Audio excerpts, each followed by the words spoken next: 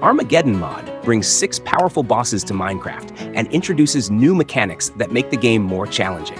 To begin, players must craft the iron remote to summon and defeat the first boss. Each boss you defeat drops materials used to craft the summoning items for the next boss, creating a progression system. Each fight is unique, with bosses having distinct attack patterns and custom animations. The first boss, Iron Keeper, is an enhanced version of the Iron Golem. Since your equipment is limited at the start, you'll only have basic gear to face this boss.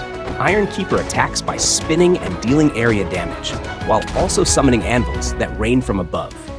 Given the restricted gear, these anvils can deal significant damage, so avoiding them is crucial to survive. Once you defeat the Iron Keeper, you'll earn a golden alloy, which allows you to craft the strange coin and summon the Goblin Lord.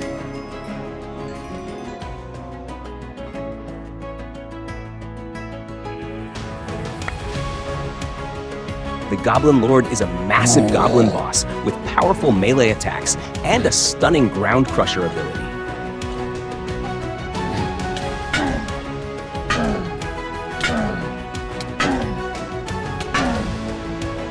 It can also summon goblin soldiers to swarm and harass the player. These minions can be a nuisance, so it's best to use AoE, Area of Effect, weapons to deal with them quickly. The mod's weapons are fully compatible with better combat, so it's recommended to install it for an enhanced fighting experience, especially when facing these formidable bosses. The third boss, Arion, Tyrant of the Emerald Wrath, represents the Emerald difficulty. Arion is an illager riding a Ravager, and while mounted, the Ravager performs devastating charge attacks on the player.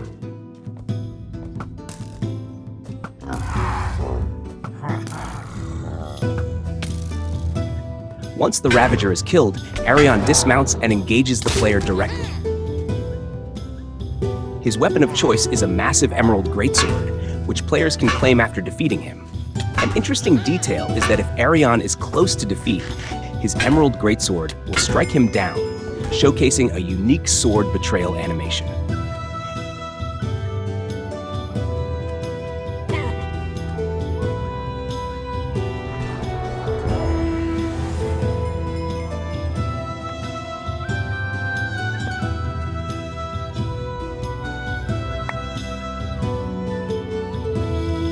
Next is Eldorath, the Ancient Builder, representing the Diamond difficulty. Eldorath has 6 attack types, mostly standard axe swings, but one of his moves is particularly dangerous, the World Rift. In this move, Eldorath smashes his axe into the ground, launching the player high into the sky, potentially causing fatal fall damage. Defeating him rewards players with a treasure bag filled with valuable loot, including his powerful axe and a collection of diamonds.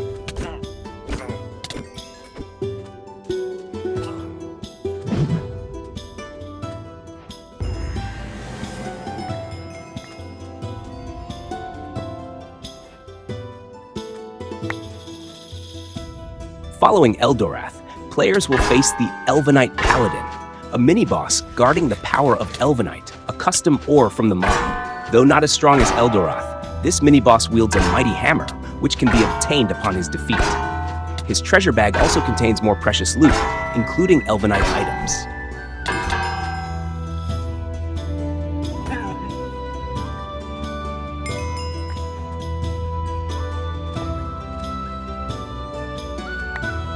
The final and most challenging boss is the Netherite Keeper, the ultimate test of strength. His battle is the longest and most intense, as he can inflict wither and burning effects, shoot fireballs, and slash the player into pieces. This boss requires both skill and endurance to defeat.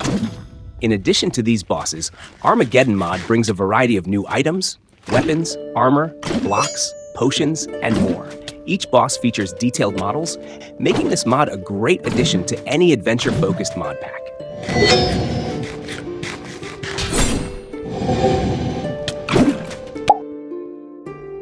Cataclysm, Spellbooks has introduced 8 new fire-themed spellbooks in its latest update, each offering unique fiery powers. Infernal Strike allows players to launch flaming blades, and and when wielding the incinerator, its damage is boosted. Incineration lets players summon a magic circle on the ground that continuously spews flames. If the player's health drops, the circle erupts with soulfire instead.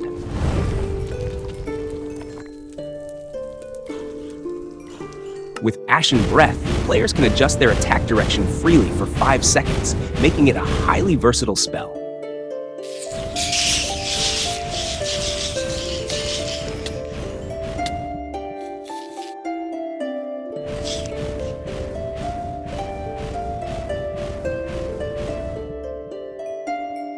Bone Storm surrounds the player with fire-infused bone shards that increase in range and damage based on the spell's level.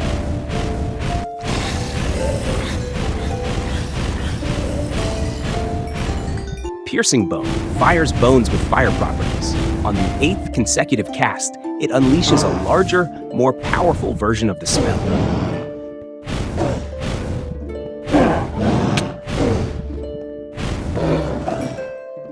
Hellish Blade conjures a massive fiery blade in front of the player, dealing area damage to nearby enemies. If holding the incinerator, the damage is amplified. Unfolding Coruscation casts fireballs that transform into soul fireballs when health falls below 50%, and Abyssal Orbs at 30%, healing the caster when they strike their target.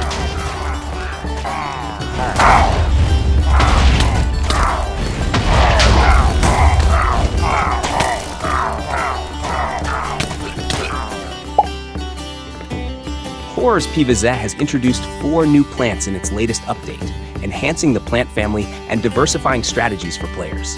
Charred Guard is a defensive plant that can repel nearby zombies, gradually weakening their offensive capabilities. It has 3 layers, and each time it is attacked by a zombie, it loses a leaf, diminishing its knockback effect until it is fully depleted.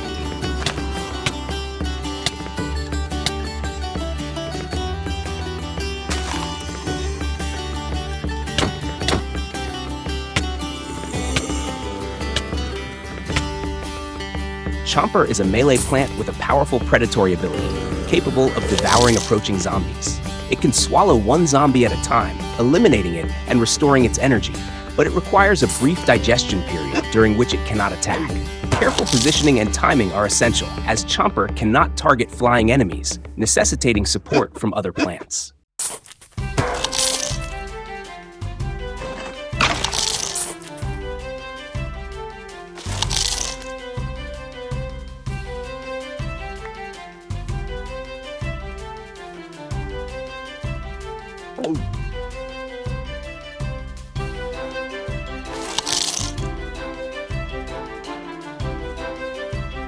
Puff Shroom is a basic offensive plant known for its low cost and rapid growth. It fires projectiles to attack zombies in front, dealing minimal damage but effectively blocking and weakening foes in the early game. With a limited attack range and no sunshine cost, players can quickly deploy many Puff Shrooms to establish defenses alongside other plants.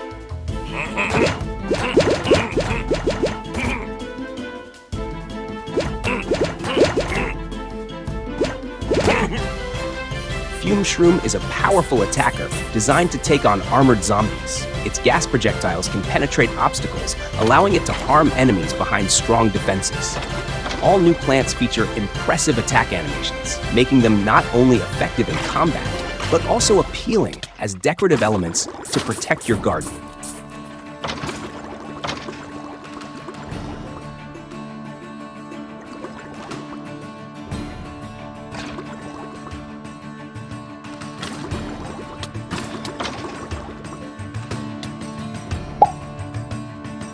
In the latest update, Fated Conquest has reworked a series of bosses in the mod and added some new ones. They now have entirely different attack patterns. First up is the Terrible 10. This combined knight, made up of 10 smaller knights, now uses a massive hammer to create explosions. It's recommended to enchant your gear with blast protection when fighting it, as this can provide significant benefits. In addition to explosions, the knight can perform sweeping hammer strikes or call down a rain of arrows, dealing area damage to players.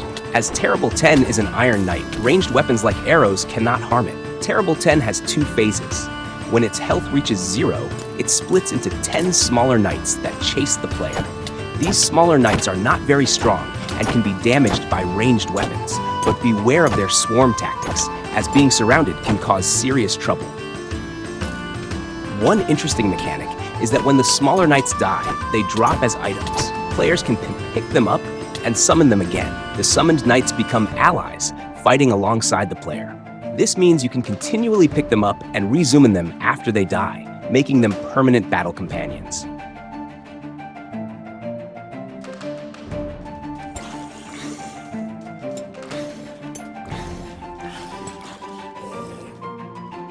The second boss to be remastered is the Plaguebringer. In addition to its original abilities, Plaguebringer now summons toxic gas and a swarm of slimes, causing negative effects like nausea to players. It's advisable to bring plenty of milk when facing it. Plaguebringer also now has 2 phases. In the second phase, it grows 4 tentacles from its back and summons toxic gas pillars from the ground. Its name will also change from the Plaguebringer to Seer, Corrupted Deviant. While it retains its previous abilities, its ritual now summons even more monsters.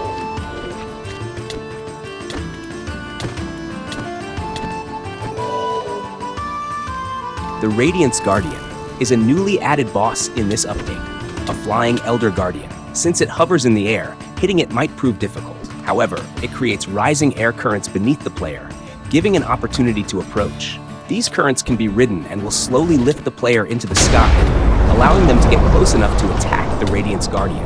It also has the power to control the weather, summoning lightning to strike players. So fire protection is crucial in this battle. The final boss is the Vessel of Calamity.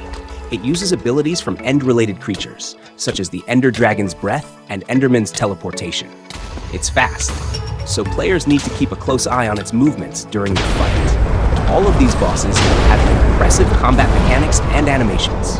If you're looking to add more challenging content to your mod pack, this mod is an excellent choice.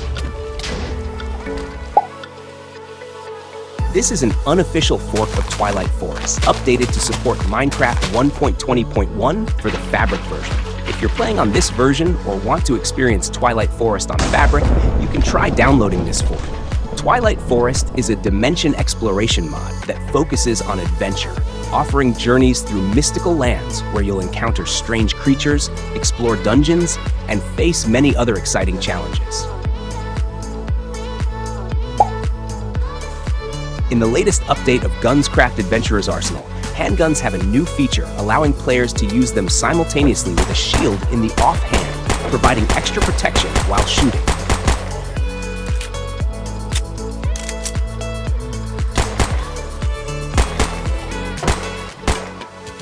Additionally, heavy weapons now support the attachment of the GP25 grenade launcher. By default, you can use the grenade launcher with the left Alt key. If a grenade is available, it will fire.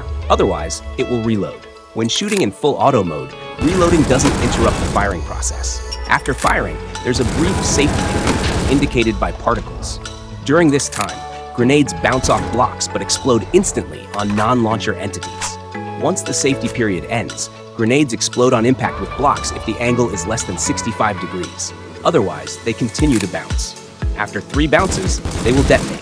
Direct hits with grenades deal an extra 2 to 5 points of damage.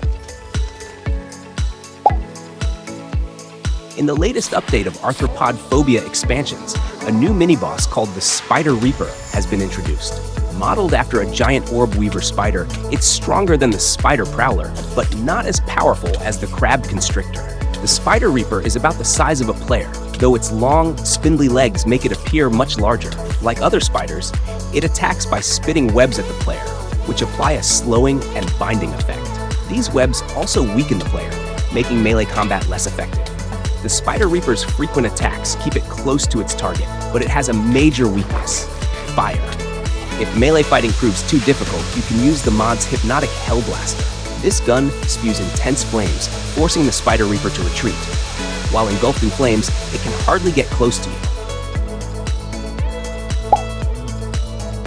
Savage Creepers brings a whole new threat to Minecraft with the addition of the John Cena Creeper. This creeper has a much larger explosion radius compared to regular creepers and moves at a faster pace.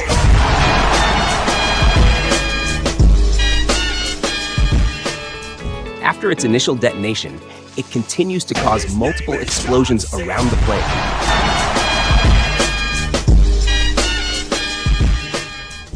Dealing extra damage, especially from behind. The best part is that it plays John Cena's iconic entrance theme.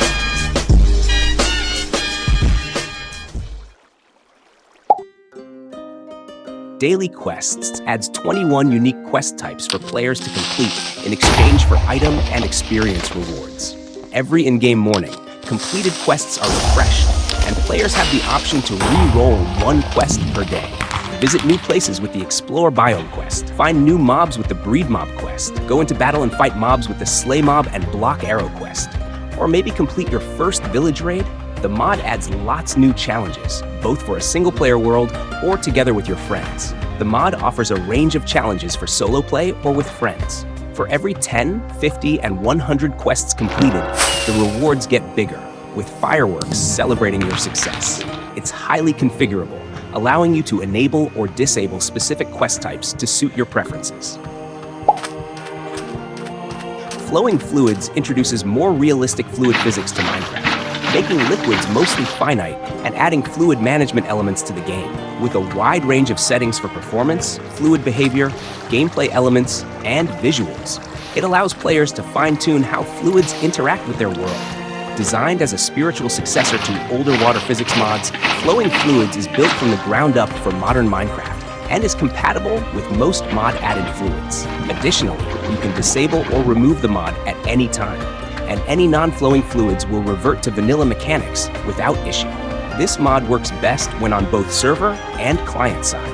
However, it is only required on the server side if you don't want the visual features and don't mind some minor client-side desync when directly interacting with fluids, such as using buckets.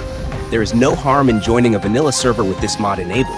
However, you will get the same minor client-side desync as you would when joining a server with the mod without it on the client.